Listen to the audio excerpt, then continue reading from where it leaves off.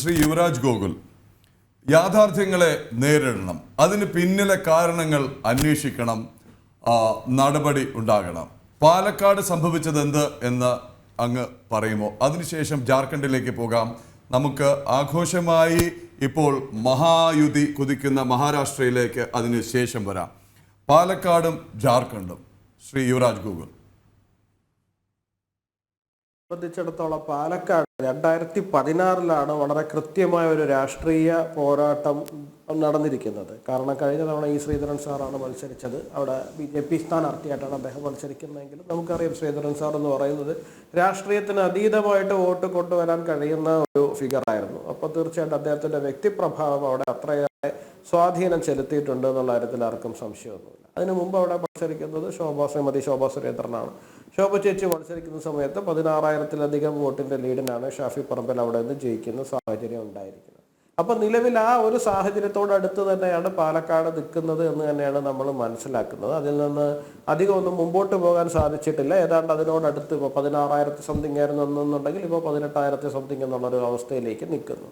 അത് വന്നിരിക്കുന്നതിൻ്റെ ഒരു പ്രധാനപ്പെട്ട കാരണങ്ങളിൽ ഒന്നെന്ന് പറയുന്നത് ഏറ്റവും കുറഞ്ഞത് ഒരു 10,000 വോട്ടുകളെങ്കിലും SDPയുടെ വോട്ടുകൾ സമാഹരിച്ച്, ഏറ്റവും കുറഞ്ഞതാണ് ഞാൻ പറയുന്നത്, 10,000 വോട്ടുകളെങ്കിലും സമാഹരിച്ച് രാഹുൽ മാങ്കൂട്ടത്തിലേക്ക് എത്തിക്കുവാൻ വേണ്ടിയിട്ട് കഴിഞ്ഞ തവണ സരിൻ പറഞ്ഞല്ലോ ഇടത് മതേതര വോട്ടുകളെന്ന്. അങ്ങനെ ഇടത് മതേതര വോട്ട് വലത് മതേതര വോട്ട് എന്നൊന്നുമില്ല. അത് ഈ പറയുന്ന പോലെ ഇവർ സംഘടിപ്പിച്ചെടുക്കുന്ന വോട്ടുകളാണ്. ഇപ്പോൾ ഉദാഹരണം പറഞ്ഞാൽ കഴിഞ്ഞ തവണ മഞ്ചേശ്വരത്ത് SDPയുടെ തന്നെ കണക്കാണ് 26 വാർഡുകളിൽ നിന്നായിട്ട് അവർക്ക് 8,000-ഓളം വോട്ടുകളുണ്ട്.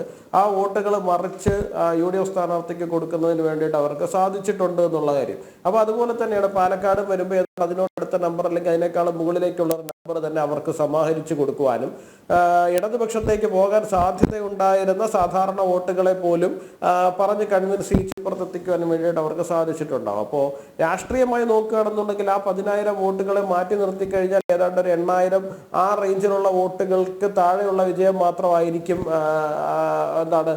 ഏറ്റവും കുറഞ്ഞതാണ് ഞാൻ പറയുന്നത്. അതിനും താഴേക്ക് തന്നെ വരാനാണ് സാധ്യത UDFനുള്ളത്. അപ്പോൾ രാഷ്ട്രീയമായി BJP മുമ്പോട്ട് തന്നെയാണ് പോയിട്ടുള്ളതെന്ന് തന്നെയാണ് പാലക്കാട് ഞാൻ മനസ്സിലാക്കുന്നത്. എന്തായാലും വരും മണിക്കൂറുകളിൽ ബൂത്ത് അടിസ്ഥാനത്തിലുള്ള കൂടുതൽ വോട്ടിന്റെ കണക്കുകൾ വരികയും എവിടെയൊക്കെ എന്തൊക്കെയാണ് പാളിച്ചകൾ സംഭവിച്ചത് എന്നുള്ള കാര്യം വിലയിരുത്തുവാനും സാധിച്ചാൽ മാത്രമേ നമുക്ക് റിയലിസ്റ്റിക് ആയിട്ടുള്ള ഒരു ഒരു തെറ്റുതിരുത്തലിലേക്കോ അല്ലെങ്കിൽ ഒരു പഠനത്തിലേക്കോ ഒക്കെ നമുക്ക് കടക്കുവാൻ വേണ്ടിയിട്ട് സാധിക്കുകയുള്ളൂ. അതിന് കുറച്ചുകൂടി കണക്കുകൾ നമ്മുടെ മുൻപിലേക്ക് വരേണ്ടതായിട്ടുണ്ട്. ഒന്ന്. രണ്ട്, ജാർഖണ്ഡ് എന്ന് പറയുന്നത് ജാർഖണ്ഡും ഛത്തീസ്ഗഡും ഇത് രണ്ടും നമുക്ക് പ്രവചനങ്ങൾക്ക് അപ്പുറത്തേക്ക് നിൽക്കുന്ന 2 സംസ്ഥാനങ്ങളാണ്. നമ്മൾ ഈ സെഫോളജിസ്റ്റുകളോട് സംസാരിച്ചു കഴിഞ്ഞാൽ അവരെപ്പോഴും പറയലുണ്ട് അവർക്ക് ഏറ്റവും ബുദ്ധിമുട്ടുള്ള 2 സംസ്ഥാനങ്ങളെന്ന് പറഞ്ഞ് പ്രവചിക്കാൻ ഏറ്റവും ബുദ്ധിമുട്ടുള്ള 2 സംസ്ഥാനങ്ങൾ ഒന്ന് ജാർഖണ്ഡും 2 ഛത്തീസ്ഗഡും ആണെന്ന് അവർ പറയാറുണ്ട്. കഴിഞ്ഞ തവണ ഛത്തീസ്ഗഡുമായിട്ട് ബന്ധപ്പെട്ടിട്ട് നടത്തിയ സർവേകൾ മുഴുവനും പാളിപ്പോകുന്ന നമ്മൾ കണ്ടതാണ്. കാരണം ഇവിടെ ഈ നക്സൽ ബാധിതമായിട്ടുള്ള ഒരുപാട് മേഖലകൾ അവിടെയുണ്ട്. ആ മേഖലകളിലേക്ക് കടന്നു ചെല്ലുവാനോ അവിടെ നിന്നുള്ള ഗ്രൗണ്ടിൽ എന്താണ് സംഭവിക്കുന്നതെന്ന് അറിയാനോ സാധിക്കുക വളരെ ബുദ്ധിമുട്ടായിട്ടുള്ളൊരു കാര്യമാണ്. ജാർഖണ്ഡിലും സമാനമായ സാഹചര്യങ്ങളുള്ള ഒരുപാട് നക്സൽ ബാധിത മേഖലകൾ അത്തരത്തിലുള്ള പ്രദേശങ്ങൾ അവിടെ ഉണ്ട്.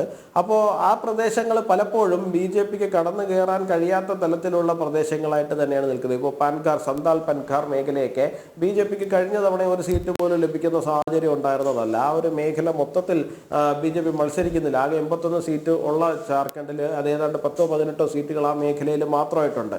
അവിടെ BJP ഇല്ല എന്നുള്ള ഒരു അവസ്ഥയാണ്. ബാക്കി 63 സീറ്റുകളിൽ നിന്ന് വേണം BJPക്ക് 41-42 സീറ്റുകൾ പിടിച്ചു കയറി വരാൻ വേണ്ടിയിട്ടുള്ളത്. അപ്പോൾ അത്തരത്തിലുള്ള സാഹചര്യങ്ങളാണ് ജാർഖണ്ഡിലുള്ളത്. അവിടെയും വോട്ടെണ്ണി കഴിഞ്ഞതിന് ശേഷം മാത്രമേ നമുക്ക് പരിപൂർണമായിട്ടുള്ളൊരു പിക്ചറിലേക്ക് പോകാൻ സാധിക്കുകയുള്ളൂ.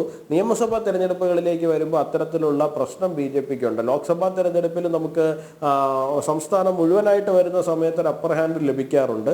നിയമസഭാ തെരഞ്ഞെടുപ്പിൽ വരുമ്പോൾ എന്താ പ്രശ്നം വെച്ച് കഴിഞ്ഞാൽ ഇപ്പോൾ ഈ 18 സീറ്റുള്ള മേഖലയെന്നൊക്കെ പറയുന്നത് ലോക്സഭാ തെരഞ്ഞെടുപ്പിൽ വരുമ്പോൾ 1-2 സീറ്റുകളിൽ മാത്രമായിട്ട് ഈ പറയുന്ന മേഖല ഒതുങ്ങും. പക്ഷെ നിയമസഭാ തെരഞ്ഞെടുപ്പിൽ വരുമ്പോൾ അല്ല, അതൊരു 18 എണ്ണമായിട്ട് തന്നെ അങ്ങ് നിൽക്കുന്ന ഒരു സാഹചര്യമാണ് ഉണ്ടാവുക. അപ്പോൾ അതാണ് അവിടെ നിയമസഭയിൽ BJPക്ക് കുറച്ച് ബുദ്ധിമുട്ടുണ്ടാക്കുന്നത്. പക്ഷെ അതിനെ മറികടക്കും എന്ന് തന്നെയാണ് പ്രതീക്ഷിച്ചിരുന്നത്. പക്ഷെ അതിനെ മറികടക്കാൻ സാധിച്ചിട്ടില്ല എന്നുള്ളതാണ് മനസ്സിലാക്കുന്നത്. അല്പം മുൻപ് സന്ദീപ് വാര്യരുടെ ഒരു ഫേസ്ബുക്ക് പോസ്റ്റ് ഉണ്ടായിരുന്നു. രാഹുൽ മാങ്കൂട്ടത്തിൻ്റെ ഒപ്പം ശ്രീകണ്ഠനെ കൂടെ നിൽക്കുന്ന ഒരു സെൽഫി. അതിന് താഴെ വന്ന ചില കമൻറ്റുകളൊക്കെ പരിശോധിച്ചാൽ അത് ഈ തെരഞ്ഞെടുപ്പിൻ്റെ ഫലത്തെ, ഇത്തരത്തിൽ വന്നിരിക്കുന്ന തെരഞ്ഞെടുപ്പ് ഫലത്തെ ഏതെങ്കിലും തരത്തിൽ അത് സ്വാധീനിച്ചിട്ടുണ്ട് എന്ന് BJP വിലയിരുത്തുന്നുണ്ടോ? സന്ദീപ് വാര്യർ പറഞ്ഞിരുന്ന ഒരു പ്രശ്നം എന്ന് പറഞ്ഞു കഴിഞ്ഞാൽ മൂത്താന്തറ മേഖലയിലൊക്കെയാണ് അവർക്ക് അദ്ദേഹത്തിൻ്റെ എന്തോ അമ്മയുടെ ആൾക്കാരൊക്കെ ഉണ്ട്. അപ്പോൾ അവിടെ അദ്ദേഹത്തിന് വലിയ സ്വാധീനം അവിടെ ചെലുത്താൻ സാധിക്കും. അങ്ങനെ മൂത്താന്മാരുടെ ഇടയിൽ നിന്നൊക്കെ പ്രശ്നം ഉണ്ടാകുന്നതാണ്. ഇപ്പോൾ മൂത്താന്തറയിലെ വോട്ട് വിഹിതത്തിൻ്റെ ഒരു കണക്ക് എൻ്റെ കയ്യിലുണ്ട്. 36, 55, 56, 57, 58 ഇതാണ് പ്രധാനമായിട്ടും മൂത്താന്തറയിൽ വരുന്ന വോട്ടുകൾ എന്ന് പറയുന്നത്. ഈ 36 നമ്പർ ബൂത്തിൽ BJP 878 വോട്ടാണുള്ളത്, UDF 164 മാത്രം. 55 668, 148 മാത്രം. 56 എത്തുമ്പോൾ BJP 836 വോട്ടാണ്. അവിടെ UDF 100 വോട്ട് പോലും തികച്ചില്ല, 96 ഉള്ളൂ. 57 685, 125. ബൂത്ത് 58 626, 93. അപ്പോൾ അദ്ദേഹത്തിന് എന്തെങ്കിലുമൊക്കെ സ്വാധീനം ചെലുത്താൻ സാധിക്കണമായിരുന്നു എന്നുണ്ടെങ്കിൽ പ്രധാനമായിട്ടും സ്വാധീനം ചെലുത്തേണ്ടത് അദ്ദേഹത്തിൻ്റെ ഈ പറയുന്ന മൂത്താന്തറ മേഖലയിലാണ്. അവിടെയാണ് വലിയ അസ്വാരസ്യം നിലനിൽക്കുന്നതെന്ന് അദ്ദേഹം പറഞ്ഞതും അദ്ദേഹത്തിന് അവിടെ എന്തൊക്കെയോ ബന്ധുക്കളും ബന്ധുത്വമൊക്കെ ഉണ്ട് എന്ന് പറഞ്ഞത്. അങ്ങനെ ഒന്നും തന്നെ സംഭവിക്കുന്നത് നമ്മൾ കണ്ടിട്ടില്ല. അതുകൊണ്ട് തന്നെ സന്ദീപ് വാര്യർക്ക് അതിനകത്ത് എന്തെങ്കിലും ഒരു ചലനം ഉണ്ടാക്കാൻ സാധിച്ചു എന്ന് ഞാൻ വിശ്വസിക്കുന്നില്ല.